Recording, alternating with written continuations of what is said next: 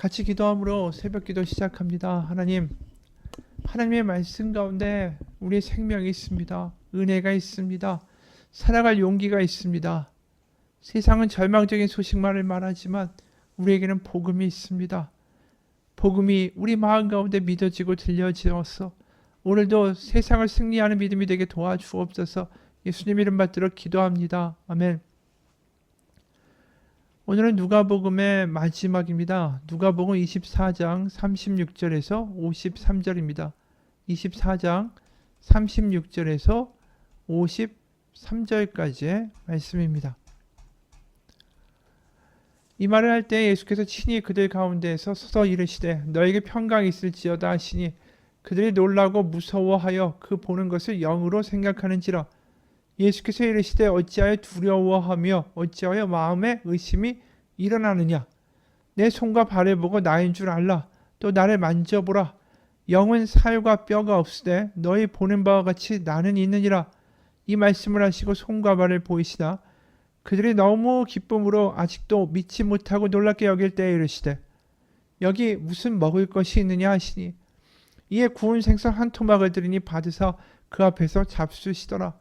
또 이르시되 내가 너희와 함께 있을 때에 너에게 말한 바 곧 모세의 율법과 선지자의 글과 시편의 나를 가르쳐 기록된 모든 것이 이루어져야 하리라 한 말이 이것이라 하시고 이에 그들의 마음을 열어 성경을 깨닫게 하시고 또 이르시되 이같이 그리스도가 고난을 받고 제3일에 죽은 자 가운데서 살아날 것과 또 그의 이름으로 죄 사함을 받게 하는 회개가 예루살렘에서 시작하여 모든 족속에게 전파될 것이 기록되었으니 너희는 이 모든 일의 증인이라. 볼지어다 내가 내 아버지께서 약속하신 것을 너희에게 보내리니 너희는 위로부터 능력으로 입혀질 때까지 이 성에 머물라 하시니라. 예수께서 그들을 데리고 베다니 앞까지 나아가서 손을 들어 그들에게 축복하시더니 축복하실 때에 그들을 떠나 하늘로 올려지시니 그들이 그에게 경배하고 큰 기쁨으로 예루살렘에 돌아가 늘 성전에서 하나님을 찬송하니라. 아멘. 부활하신 예수님이 이제 나머지 11 제자에게도 나타나시죠. 그들에게 말씀하십니다. 그 첫 말씀이 굉장히 인상적이죠. 너에게 평강이 있을지어다. 평강이 결국 히브리어로 뭡니까? 샬롬입니다. 그 샬롬은 우리가 만들어내는 평강과 화평이 아니라 하나님의 나라가 임해서 세상 가운데 모든 약육강식의 비극이 사라지고 더 이상 갑질이 사라지고 하나님이 주시는 온전한 평화가, 그래서 더 이상 살육도 없고 더 이상 죽임도 없고 고통도 없는 그러한 하나님이 이루시는 평강의 모습이 샬롬이라는 거죠. 바로 너희 가운데 샬롬이 있을 것이다. 평강이 있을 것이다. 왜 이런 말씀을 하실까요? 바로 십자가와 부활이 우리 가운데 새로운 하나님의 나라를 알려주는 신호탄이 되었기 때문입니다. 예수님이 십자가에 죽으시고 부활하심으로 우리 가운데 하나님의 성령이 임하고 하나님의 나라가 정말로 있다라는 것을 우리는 미리 맛보아 알게 되는 역사가 일어났기 때문이죠. 그래서 십자가에서 이미 죽음과 죄는 이미 심판을 받았습니다. 그리고 믿는 이에게는 부활의 약속과 성령의 약속이 주어진 거죠. 그래서 우리는 예수님과 함께 부활하고 또 우리가 살아가는 이 땅의 삶이 전부가 아니라는 것을 의지로 믿는 게 아니라 믿어지는 역사들이 나타나기 시작하는 거죠. 그러면서 아직 이 세상 가운데 전쟁이 있고 약육강식이 있고 수많은 끔찍한 사륙과 사고들이 있지만 이것이 결코 끝이 아니고 결국 하나님이 이루시는 화평이 이미 십자가 부활을 통해서 이루어졌다. 다만 하나님이 재림 때까지 더 많은 이들을 구원하기 위해 기다리고 계실 뿐이다. 그래서 우리는 이미 하나님의 나라를 살아가는 하나님의 나라의 시민권을 가진 자다. 이렇게 살아가는 역사들이 시작된 거죠. 그리고 부활은 동시에 우리가 영으로만, 무슨 영혼은 살아나고 육신은 흙으로 돌아간다, 이런 식의 이야기가 또 아니라는 것을 오늘 본문을 통해서 우리는 알게 되죠. 많은 사람들이 영혼만 살고 육신은 더 이상 부활과 상관없는 거라고 말하지만 예수님이 부활하셨는데 예수님은 여전히 그 손과 옆구리에 못자국과 창자국을 가지고 계시고 심지어 예수님과 제자들은 함께 식사를 합니다. 40절에 보면 이 말씀을 하시고 손과 발을 보이시나 그들이 너무 기쁨으로 아직도 믿지 못하고 놀랍게 여길 때 이르시되 여기 무슨 먹을 것이 있느냐 하시니 이에 구운 생선 한 토막을 드리니 받으사 그 앞에서 잡수시더라. 만약 예수님이 영혼으로만 부활하셨다면 음식을 드실 리가 없죠. 바로 몸도 영혼도 따로 있는 것이 아니라 바로 부활 때는 우리의 죽을 몸도 다시 부활하게 된다는 거죠. 새로운 육신으로. 그래서 이런 파격적인 부활의 역사를 제자들에게 보여주시고 맛보게 하신 다음에 또 엠마오 제자들에게 하신 것처럼 말씀을 풀어주시죠. 44절에 또 이르시되 내가 너희와 함께 있을 때 너에게 말한 바 곧 모세의 율법과 선지자의 글과 시편에 나를 가리켜 기록된 모든 것이 이루어져야 하리라 한 말이 이것이라 하시고 이에 그들의 마음을 열어 성경을 깨닫게 하시고 그러니까 예수님이 부활하신 다음에 계속해서 예수님의 십자가와 부활이 성경 가운데 예언된 하나님의 놀라운 새 창조의 역사라는 것을 그래서 큰 그림을 그냥 단순하게 자신들이 보는 이 미시적인 관점이 아니라 하나님의 큰 계획을 성경을 통해서 풀어 알려주셨다라는 거죠. 맞습니다. 우리가 성령을 경험하고 또 부활이 무엇인지를 알아간다라는 건 하나님의 큰 계획을 보게 되는 거죠. 눈앞에 보이는 게 일일비하는 게 아니라 하나님의 커다란 계획을 보게 되고 거기에 동참하며 하나님의 나라를 위하여 살아가는 것. 그게 거듭난 사람들의 모습이고 부활을 믿는 사람들의 모습이고 그것이 성령으로 인치심을 받은 사람들의 모습이라는 거예요. 그래서 그리스도를 통하여 구약과 신약이 어떻게 연결되는가 또 거기서 어떻게 태초에 천지를 창조하신 하나님이 그 끝까지 포기하지 아니하시고 우리들을 불러들이기를 원하시는 그 열심을 내시는가 그것들을 성경 가운데 읽어내기 시작하는 거죠. 그러면 성경을 볼 때 가슴이 뜨거워집니다. 엠마오의 두 제자도 그렇고 제자들도 그렇고 성경을 풀어주시니까 이 마음이 뜨거워지는 거예요. 눈과 귀가 열려지고 가슴이 뜨거워지고 왜요? 하나님의 열심이 단 한 번도 멈춰 본 적이 없고 하나님의 열심은 결국 모든 것을 회복시키실 것이라는 확신이 성령 가운데 와닿기 때문이죠. 그래서 말씀이 꿀송이와 같다라는 말이 될 수밖에 없는 거예요. 누군가가 이런 말을 간증합니다. 요즘 매일 아침마다 성경을 읽고 있다. 아침 하루를 시작하기 전에 방에서 말씀을 읽는다.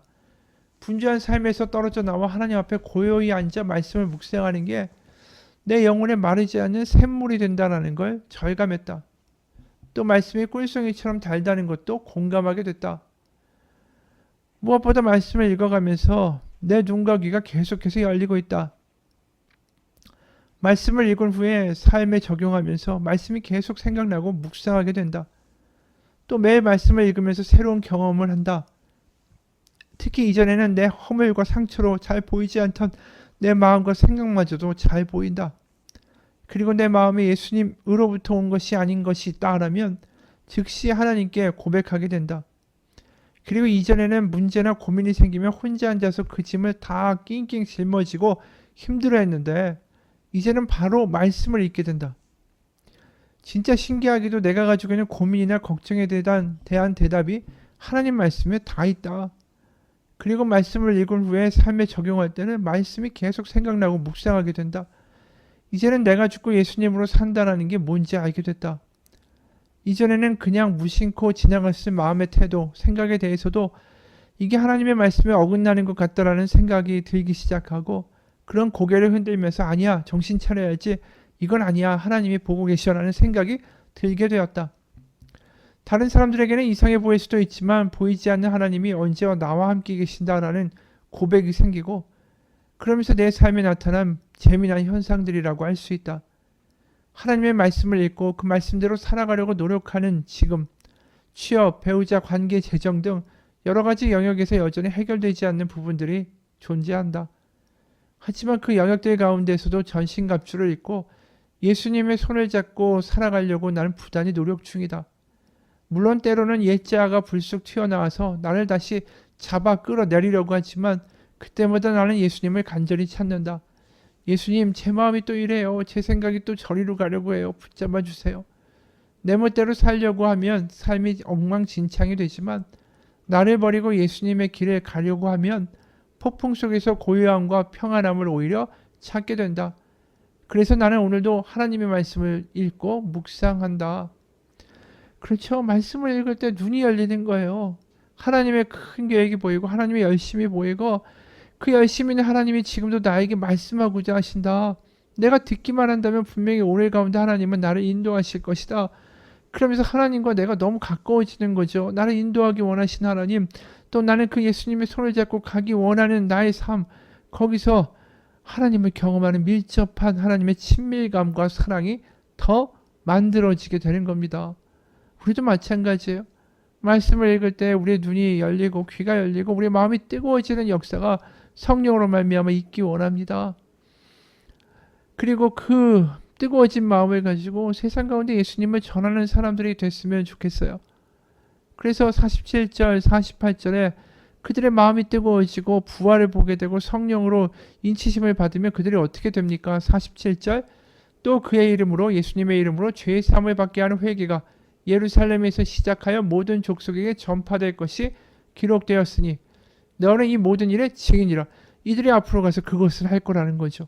하나님의 큰 계획을 말하고 하나님의 열심을 이야기하고 하나님의 포기하지 아니하는 열심과 사랑이 예수님 안에 있다라고 세상에 나아가 증인의 삶을 살게 될 거라는 거죠. 그리고 말씀하십니다. 49절, 볼지어다 내가 내 아버지께서 약속하신 것을 너에게 보내리니 너는 위로부터 능력이 입혀질 때까지 이 성에 머물라 하시니라. 드디어 성령의 임하심의 약속이 주어진다라는 것입니다. 여러분, 부활절의 이야기를 보면서 우리는 생각하죠. 부활은 이미 우리 가운데 도착했습니다. 하나님의 큰 계획이 눈앞에 보이는 이상 하나님이 무슨 일을 이루실 것인지가 믿어지는 순간 부활은 남의 이야기가 아니라 나의 이야기가 됩니다.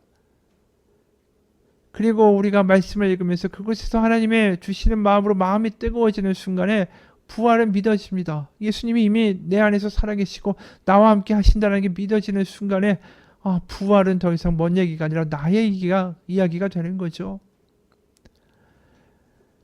여러분, 그래서 부활이 성령의 역사가 또 하나님이 이루신 구약부터 시작한 하나님의 놀라운 죽음을 이기고자 하신 하나님의 놀라운 회복의 계획이 우리 가운데 뜨겁게 고백되는 삶이 되기를 축원합니다. 1966년도 월남전에서 포로로 잡힌 미군들이 있었습니다. 그들이 모스 부호를 이용해서 서로의 이름과 군번을 알아냈죠. 옆방에 있는 사람들을. 그리고 또 성경의 말씀을 계속해서 모스 부호로 서로 알려주고 기억하게 하고 암송하게 했습니다. 그러다 어느 날 독방에 새로운 수감자가 들어왔죠. 그 사람의 이름은 레이였습니다. 매일 아침 벽에서 들려오는 신호를 익힌 그 사람은 서투른 솜씨로 메시지를 보내기 시작합니다. 그 메시지는 내가 산을 향하여 눈을 들리라. 나의 도움이 어디서 올고 나의 도움이 천지를 지으신 여호와에게서로다. 1971년도 봄에 수용소 당국은 포로 3명에게 성경을 일주일에 1시간씩 필사할 수 있도록 허락해 줬습니다. 그러면서 레이는 산상수훈을 뛰어넘어서 마태복음에 훨씬 많은 구절들을 베껴 올 수가 있었죠. 그리고 레이가 그 소중한 성경 구절을 감방에 가지고 올 때마다, 그리고 그것을 모스부호로 옆방에 알려줄 때마다 동료들은 벽돌가루로 만든 잉크와 깃대 펜으로 배급받은 휴지 위에다가 그 성경 말씀을 옮겨 적었습니다. 그리고 부활절날 커티스 대위라는 분이 예배를 소집했죠. 누군가 커티스 대위에게 전날 배급해서 떼어놓은 빵 몇 조각을 건넸습니다. 그리고 소중하게 남겨둔 국이 돌려지죠. 그러면서 커티스 대위가 잔에 대한 말씀을 암송합니다. 이것은 너희를 위하여 흘리는 내 피니라. 포로들은 자신들의 찢어진 고막, 빠진 손톱에서 흐르는 피, 임시방편으로 둘러싼 붕대에서 배어나오는 피를 보게 됩니다. 그리고 이제 자신들을 위해 흘리시는 그리스도의 피에 대해서 생각하죠. 그러면서 어느 순간 예수 그리스도가 그들 가운데 있다는 것을 그들은 알게 됩니다. 그러면서 그 순간 누군가 조용히 나 같은 죄인 살리신 바로 찬송가를 부르기 시작하죠. 그러면서 그들에게 성찬식이 시작됩니다. 커티스 데이가 먼저 잔에 입을 대는 순간에 울음이 터졌습니다. 그리고 그 빵을 쪼개는 순간에 더 큰 울음이 터졌죠. 그들이 겪고 있는 극심한 역경과 시련에도 불구하고 지금 예배하는 그 순간에 주님이 그 자리에서 그들과 같이 먹고 같이 계시다라는 분명한 확신과 감격이 그들 가운데 파도처럼 덮쳐왔기 때문입니다. 여러분, 이게 부활하신 주님을 만나고 있는 모습 아닐까요? 우리도 우리의 삶 가운데 어렵고 지치고 때로는 공화같이 살아가는 삶이 있다 할지라도 그곳에서 부활하신 주님이 우리 가운데 같이 계심을 목격할 수 있는 은혜가 있기를 원합니다. 하나님은 우리를 포기하지 않으십니다. 제자들도 포기하지 않으셨는데 어떻게 우리를 포기하지 않으시겠어요? 하나님이 포기하지 않으시는데 왜 내가 나를 포기합니까? 왜 스스로 망가지고 왜 스스로 자학하고 우울해하고 낙담합니까? 우리가 하나님의 말씀 가운데 눈이 열리기 원합니다. 기도 가운데 귀가 열리기 원합니다.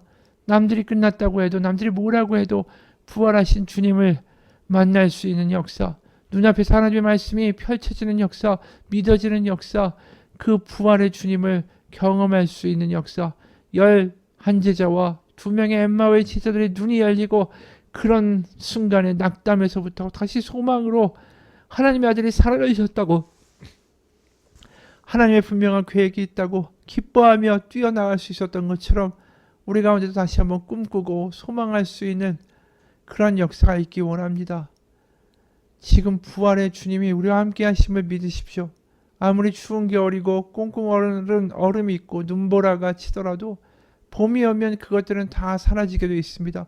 아무리 깜깜한 어둠이라도 빛이 오면 그 어둠은 사라지게 되어 있습니다. 우리의 아무리 어려운 고난이라도 십자가의 부활이 있으면 그 모든 것들이 녹아 사라질 것입니다. 부활하신 예수님, 그분이 우리에게 소망입니다. 그분이 우리와 함께 계시고 우리 가운데 이게 끝이 아니라고 말씀해 주십니다. 그래서 이런 말씀이 있죠. 만일 그리스도 안에서 우리가 바라는 것이 다만 이 세상의 삶뿐이면 모든 사람 가운데 우리가 더욱 불쌍한 자이리라. 그러나 이제 그리스도가 죽은 자 가운데서 다시 살아나사 잠자는 자들의 첫 열매가 되셨도다. 아담 안에서 모든 사람이 죽은 것 같이 그리스도 안에서 모든 사람이 삶을 얻으리라. 여러분, 부활이 믿어지기를 원합니다. 그리고 하나님의 말씀에 눈이 열리기 원합니다. 부활하신 주님이 바로 성령의 역사가 우리 가운데 말씀을 읽을 때마다 눈이 열리고 기도할 때마다 귀가 열려서 부활하신 주님이 우리와 함께 계심을 목격할 수 있도록 해주실 거라고 믿습니다. 하나님의 나라가 정말로 있다라고 믿어지게 해주실 거라고 믿습니다. 부활, 그 부활은 부활절 한 번이 아니라 예수님의 부활하심으로 이 세상은 드디어 예수님의 십자가 아래 무너졌습니다. 죽음도, 죄도, 세상의 권세도 다 무너졌습니다. 우리가 부활을 진짜로 믿는다면 더 이상 눈앞에 있는 문제가, 눈앞에 있는 위협이 우리를 꺾지 못할 것입니다. 같이 기도하겠습니다. 하나님, 부활을 믿기 원합니다. 부활의 주님을 그들이 바라봤을 때에 낙담이 사라졌고 제자들은 기뻐했으며 그들은 하나님의 말씀을 읽을 때마다 눈이 열렸고 귀가 열렸고 성령으로 뜨거워졌습니다. 부활하신 예수님, 예수님의 부활이 믿어지는 역사, 그래서 눈앞에 보이는 것이 다가 아님을 확신할 수 있는 역사, 하나님 성령으로 우리 가운데 우리의 눈을 열어주시고 깨닫게 하여 주옵소서. 예수님의 부활이 나의 부활임을 믿으며 부활하신 주님이 나와 함께 하심을 믿으며 오늘도 하나님과 동행하는 놀라운 능력의 역사, 부활의 영이 우리 가운데 살아계시는 역사를 경험하게 하여 주옵소서. 예수님 이름 받들어 기도합니다. 아멘.